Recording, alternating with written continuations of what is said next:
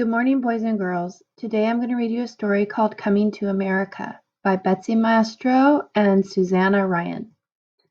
America is a nation of immigrants. Immigrants are people who come to a new land to make their home. All Americans are related to immigrants or are immigrants themselves.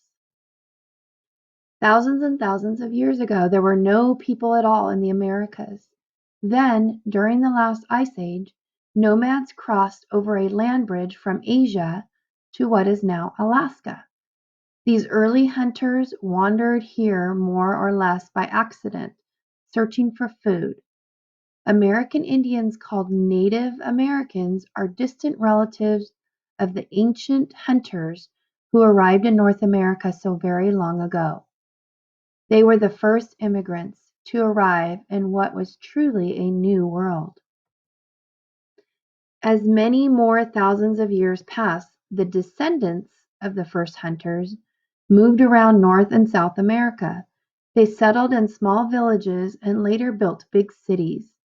By the time Christopher Columbus discovered America in 1492, millions of people lived in the great civilizations of America. After Columbus crossed the Atlantic Ocean, other European explorers came in search of land and riches for their own countries. Stories about the fascinating New World spread throughout Europe. In time, settlers followed the explorers' route across the ocean. These European immigrants came to make new homes in the Americas. They came in search of a better life, one free of the trouble and hardship that they left behind. In their native countries, they often had little money and could not worship God in the way they wished. The immigrants hoped for freedom and good fortune in their lives. By about 17,000, thousands of settlers lived in the Spanish, French, and English colonies of North America. Other new Americans had arrived from the Netherlands, Sweden, Germany, Finland, and Wales. As the population grew, the Europeans competed with the Indians for land and food. The Indians were pushed off their land and were often treated badly or even killed. Not all immigrants came to America because they wanted to. Beginning in 1619, millions of Africans were brought to the Americas against their will and forced into slavery.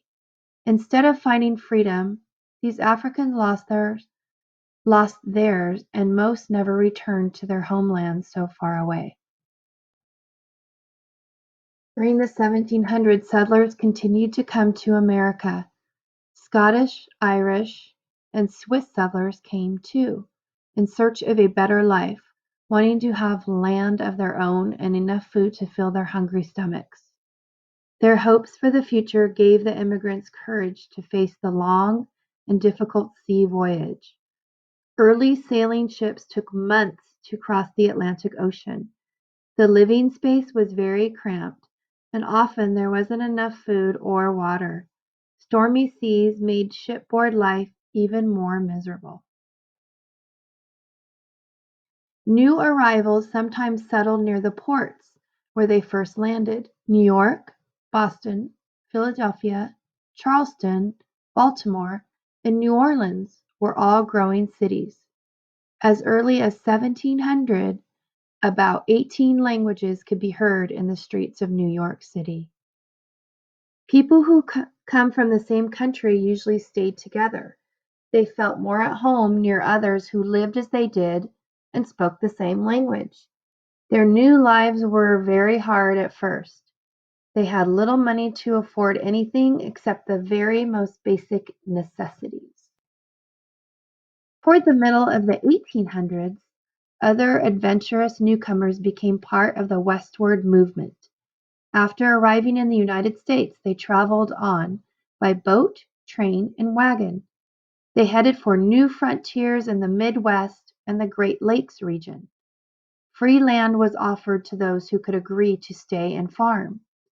Norwegians joined the hardy settlers and founded farming communities in places like Minnesota and Wisconsin. Soon, other pioneers moved even further west, all the way to California, where Chinese and Mexican immigrants had already settled. These early Chinese settlers helped to build the first transcontinental railroad, and when it was completed in 1869, westward travel increased. The United States had become a vast nation, spreading from the Atlantic to the Pacific Ocean. For more than 200 years, most immigrants had come from Northern Europe and Scandinavia. By the end of the 1800s, more modern steamships had shortened the long transatlantic voyage. People began to arrive in the United States from all over the world in great numbers. They came from Italy and Poland, Turkey and Greece, Hungary and Serbia. Although life was hard for new immigrants, it still was better than the perils and poverty they faced in their native countries. So immigrants continued to come to the United States. Thousands poured into the many ports from New York City to San Francisco every year. Before 1820, no one had ever recorded the exact number of immigrants who arrived in the United States. But the number of immigrants were growing so rapidly that some states passed their own immigration laws to keep track of the newcomers. In 1875, the United States government began to regulate immigration. It wanted to know more about the people who were arriving daily on American shores. A number of years later, the government began to limit immigration by saying that people from some countries could not come to the United States at all. Between 1855 and 1890, Castle Garden in New York City was served as a depot for immigration. More than 8 million people passed through this port of entry. A few years later, on January 1st, 1892, the United States government opened an immigration center on Ellis Island, near New York City. Officials from the island would count and question the new arrivals. They would see that those admitted were healthy and ready to become useful citizens. On the day that Ellis opened, the first person to step ashore was Annie Moore. She was a 15-year-old girl from Ireland. She had traveled with her two brothers to join their parents, who had settled in the United States 3 years earlier. As big passenger ships entered New York Harbor, the immigrants caught their first glimpse of what they hoped would be their new country. They saw the Statue of Liberty, a welcome and inspiring sight. The travelers were relieved that their journey was over, but they worried about what awaited them on Ellis Island. Inspectors from the island boarded the ships at anchor to check the passengers. Wealthy passengers traveling first class were usually allowed to leave the ship right away. The inspector looked for signs of contagious diseases among the others. Those who were ill sometimes stayed aboard the ship or were sent to other islands to recover. Those who seemed healthy were taken to Ellis Island. On the busiest days, so many ships arrived in New York Harbor that there were long waits just to get to Ellis Island. Sometimes the wait was so long that people had to live aboard ship for a few extra days. Once on the island, there was more waiting, with thousands arriving every day. Long lines formed everywhere. First, the immigrants were given a quick examination by doctors. Those with health problems were marked with colored chalk. The doctors would examine these people more closely. Some people were kept on the island for observation. After 1911, Ellis Island had its own hospital to treat the sick. Sometimes immigrants had permanent health problems that would make it hard for them to work. This often meant that they would be sent back to their native country. But most of the new arrivals passed inspection and moved on to the next step. Now the immigrants were asked a long list of questions. Inspectors asked their names, where they were from, and how much money they had. Since most of the immigrants did not speak English, they needed help in understanding and answering the questions. Translators did what they could to help the inspectors and the newcomers understand one another. Even though it was difficult, most managed somehow to answer all the questions. Mothers often spoke for children who might be too little or too scared to speak. The immigrants had to show that they would work hard and stay out of trouble. Usually the ordeal was over within the day. When they received their entry cards, at last, the immigrants could officially enter their new country.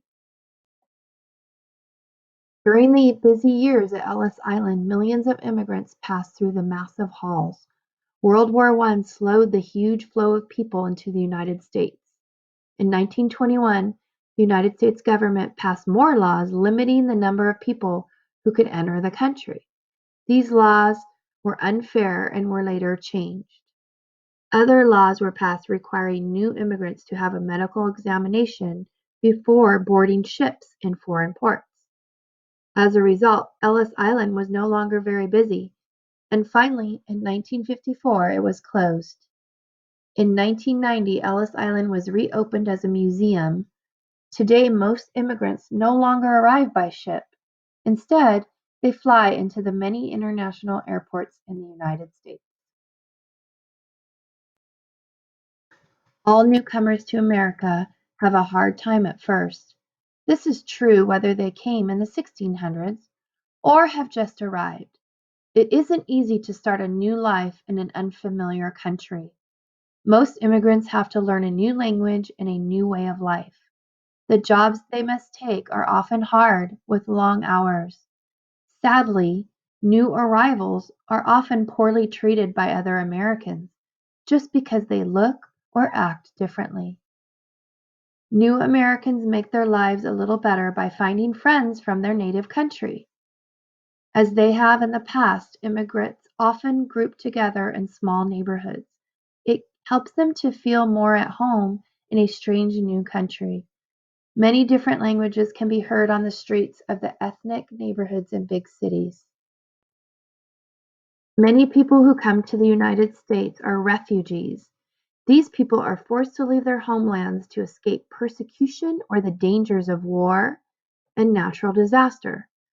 From its beginning, the United States has taken in countless refugees from other countries all over the world. After World War II, refugees from Europe arrived on our shores. In more recent years, Southeast Asia, Cuban, and Haitian refugees have fled from homes where they can no longer be safe. They seek protection and shelter in the United States. Today's new immigrants have come to the United States from Russia, Asia, Mexico, South and Central America, the Middle East, the West Indies, and Africa. They are still coming for the same reason people have always come, to make a better life for themselves and for their children. America has been called the Great Melting Pot, where many cultures or ways of life have blended together. But today, Americans have also learned to celebrate their differences.